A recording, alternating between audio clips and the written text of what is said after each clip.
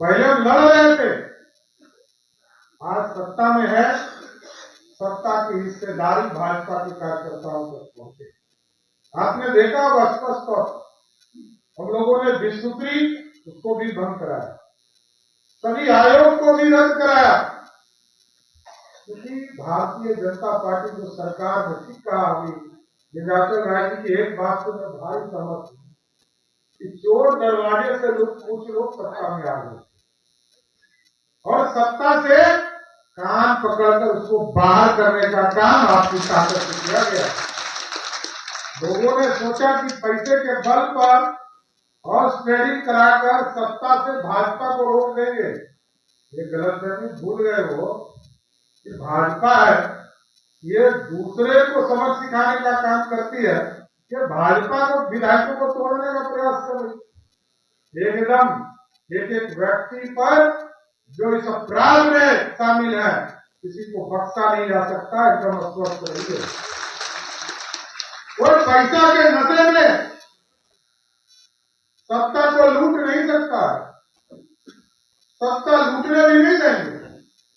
कुछ लोग आजकल घूम घूम कर कह रहे हैं कि मेरे पिताजी ने तो माई का पार्टी बनाया था और बेटा कह रहा है कि बाप का पार्टी है। ये बात तो सही कह रहा है कि उसकी पटिया तो माइये बाप का है भाई, उसमें क्या दूंगा। लेकिन भारतीय जनता पार्टी और एनडीए के लोगों के लिए बिहार की जनता ही माँ बाप है, कितना स्वस्थ रहिएगा। ये माँ बाप जब तक हमारे साथ खड़े हैं, ये लोकतंत्र हमारा है। जनता किसी को ये आशीर्वाद दे सकती है कि सत्ता तक कौन पहुंचेगा। लालू प्रसाद जी कहते थे अपने राजनीति के दौर में, जब वो मुख्यमंत्री नहीं बने थे तो कहते थे कि राजा के रानी के पेट से राजा पैदा नहीं होगा।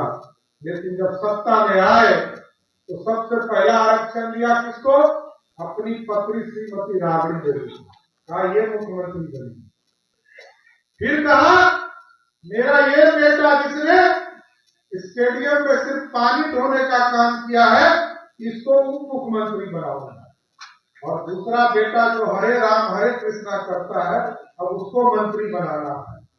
जब राम कृपाल यादव जी ने सांसद के चुनाव में उनकी बेटी को चुनाव में हरा दिया तो सीधे राज्यसभा भेज दिया।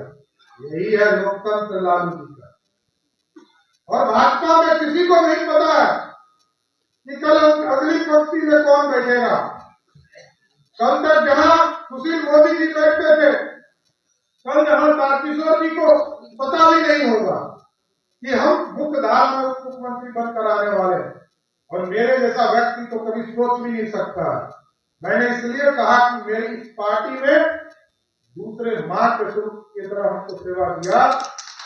जो जिस पार्टी ने हमें विरोधी दल का नेता बनाया, पार्टी का अध्यक्ष बनाया और आज बिहार का उप मुख्यमंत्री बनाया, इस पार्टी के ऋण को कभी मैं पूरा नहीं कर पाऊंगा।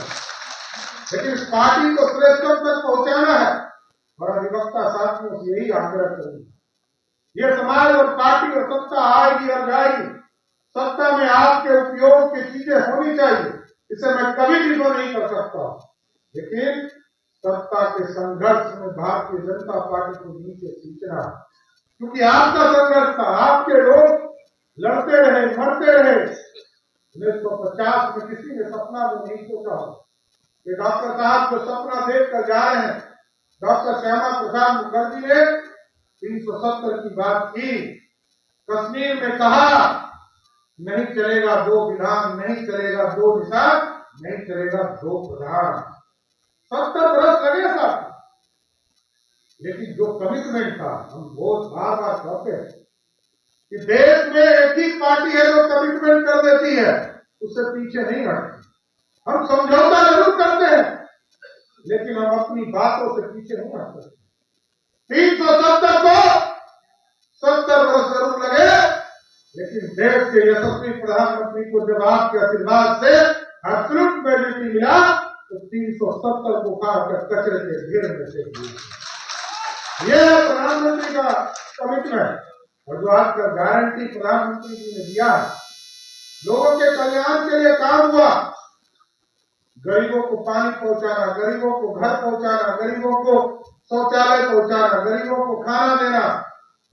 और कल तक तो हम लोग बिहार में हमारे गरीब साथी चिंतित थे कि हमारा कौन चिंता करेगा।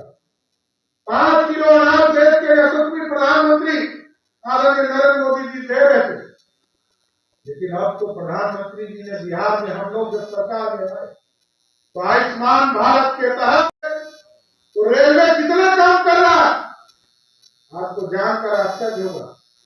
अभी एक रिपोर्ट मेरे पास आई है, बिहार में 1950 से लेकर 2014 तक बिहार में लगभग 32,000 करोड़ रुपया का इन्वेस्टमेंट रेलवे से हुआ। और अकेले 2014 से लेकर आज 2024 के चुनाव में हम जाने वाले हैं। 2024 के चुनाव में अभी कल हमें बताया गया है कि अभी 70,000 करोड़ का रेलवे का प्रोजेक्ट बिहार में चल रहा है। आप सोचिए बिहार कहां बढ़ रहा है। बिहार को विकसित करने का